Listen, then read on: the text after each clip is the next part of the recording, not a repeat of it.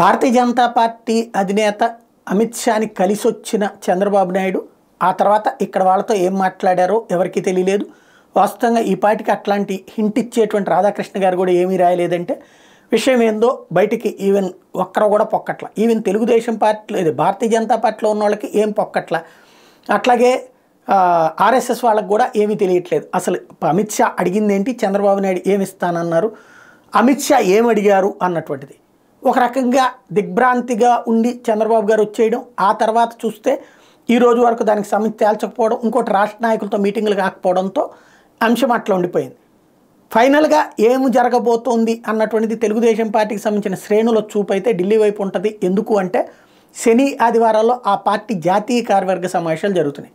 ఆ సమావేశాల సందర్భంగా ఏం చెప్తారు, పొత్తులకు సంబంధించి ఆ సమావేశాల్లో నిర్ణయాలు తీసుకుంటారా అంటే ఉండదు. కానీ అక్కడికి వెళ్ళిన వాళ్ళకి ఇంటిమేషన్ ఇస్తారు, లేదా పొత్తుల విషయం కూడా ఆ రోజునే చెప్తారన్నటువంటి ప్రచారం జరుగుతుండేటప్పటికీ తెలుగుదేశం దృష్టి కూడా ఆ వైపుకే వెళ్ళింది.